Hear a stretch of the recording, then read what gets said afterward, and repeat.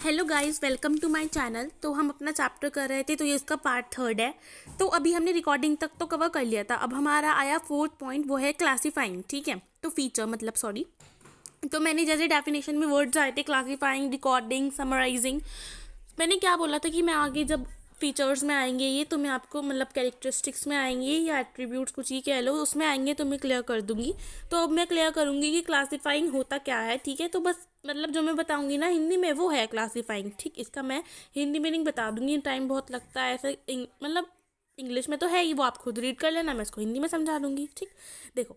तो जनरल में transaction record करने के बाद ट्रांजेक्शन जो होती है ना, वो क्लासीफाई हो जाती हैं। ठीक, सो क्लासिफिकेशन वो प्रोसेस है ग्रुपिंग का, जिसमें एक नेचर की ट्रांजेक्शन एक ही प्लेस पर रखी जाएं अलग अलग। ठीक, अकाउंट्स में होता है ऐसा। ठीक है, सो जिस बुक में डिफरेंट टाइप्स की अकाउंट्स ओपन होते हैं ना, उसको बोलते हैं हम लेजर। अब हमारे पास क्वेश्चन आ सकता है कि लेजर क्या होता है।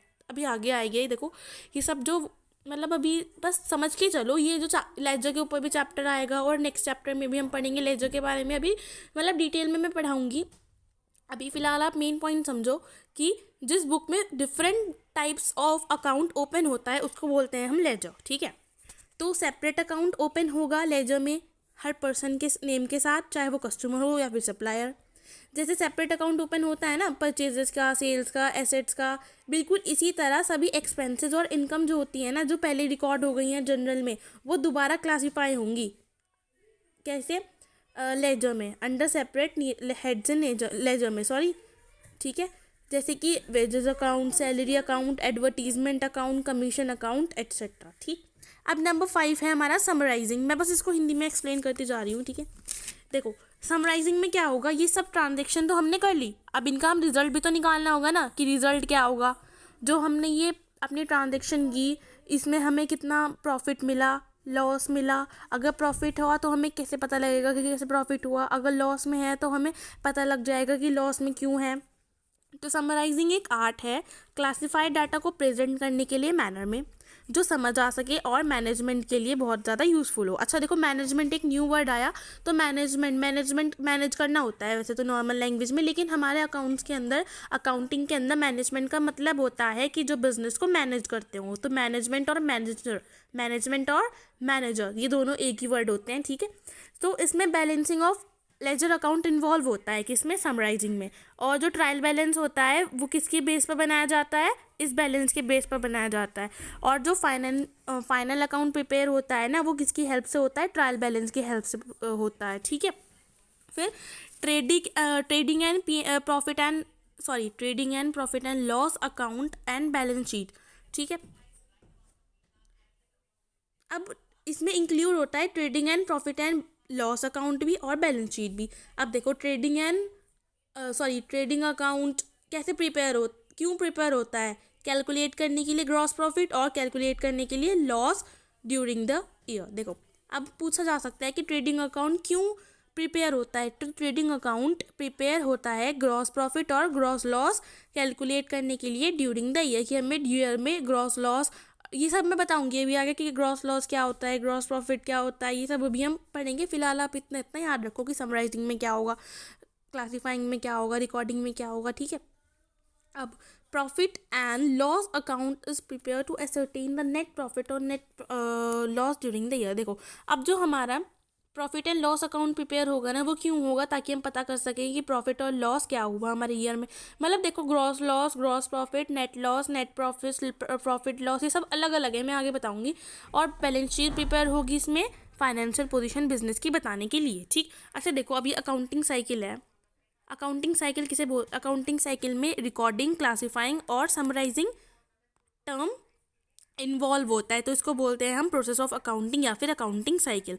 कैसे? पहले ट्रांजेक्शन है, देखो। ठीक है, फिर ट्रांजेक्शन से पहले किस में जाएगा, जनरल में जाएगी। पहले हम जनरल प्रिपेयर करेंगे, जनरल से लेजर में, लेजर से ट्रायल बैलेंस प्रिपेयर करेंगे, फिर trading profit and loss account prepare करेंगे और फिर बैलेंस शीट प्रिपेयर करेंगे। ठीक है, तो लेजर मैंने बता दी क्या होता है, ट्रायल बैलेंस भी मैंने भी बताया अभी आपको कि जो हमारा बैलेंस निकल के आएगा, इसके बेस पर हम अपना ट्रायल बैलेंस प्रिपेयर करेंगे।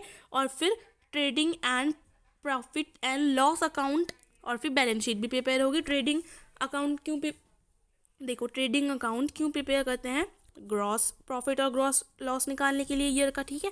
और फिर उसके बाद बैलेंस शीट क्यों प्रिपेयर करते हैं, फाइनेंशियल पोजीशन पता लगाने के लिए बिजनेस की। और फिर प्रॉफिट एंड लॉस अकाउंट क्यों प्रिपेयर करते हैं, कि अपना हम नेट प्रॉफिट और नेट लॉस पता लगा सकें कि हमारा ईयर में क्या होगा, ठीक है। तो ये है हमारी अकाउंटिंग साइकिल। अब आते हैं हम नेक्स्ट पे, जो हमारा 6th वाला है वो है इंटरप्रिटेशन ऑफ द रिजल्ट। तो जो भी हमारे प्रोप्राइटर्स होते हैं, देखो प्रोप्राइटर्स वो होते हैं जो बिजनेस चलाते हैं, ठीक है, जो बिजनेस पे पैसा लगाते हैं। और मैनेजर होते हैं जो बिजनेस को मैनेज करते हैं, क्रेडिटर्स, एम्प्लॉय एक्सेट्रा। देखो क्रेडिटर्स क्या होते हैं, जिनसे हमने उधार लिया हो, ठीक है। और एम्प्लॉयज़ एक्सेट्रा, उन सबको रिजल्ट बताते हैं, मतलब उन सबको रिजल्ट भी तो बताना होता है ना कि हमारे बिजनेस में क्या चल रहा है। इनको फुल इन्फॉर्मेशन देते हैं कि हमें प्रॉफिट हुआ या फिर लॉस हुआ, कि प्रॉफिट हुआ तो क्यों हुआ, लॉस हुआ तो क्यों हुआ। फाइनेंशियल पोजीशन बताते हैं बिजनेस की। तो ये आता है हमारा इंटरप्रिटेशन ऑफ रिजल्ट्स में। अब लास्ट आता है हमारा कम्युनिकेटिंग। तो अकाउंटिंग में जो कम्युनिकेटिंग इंक्लूड होता है ना, वो इंक्लूड होता है, देखो अकाउंटिंग में कम्युनिकेटिंग क्यों, देखो अकाउंटिंग में कम्युनिकेटिंग इंक्लूड होता है जिसके थ्रू फाइनेंशियल डाटा यूजर्स तक हम पहुंच रहे हैं, ठीक है। देखो मैं एक बार और बताती हूँ, अकाउंटिंग में कम्युनिकेटिंग इंक्लूड होता है जिसके थ्रू हम फाइनेंशियल डाटा यूजर्स तक पहुंचते हैं। तो ये था हमारा कम्युनिकेटिंग में। अब देखो ये पूछा जा सकता है what is the last step of accounting. तो लास्ट स्टेप हमने क्या पढ़ा, कम्युनिकेटिंग पढ़ा, ठीक है।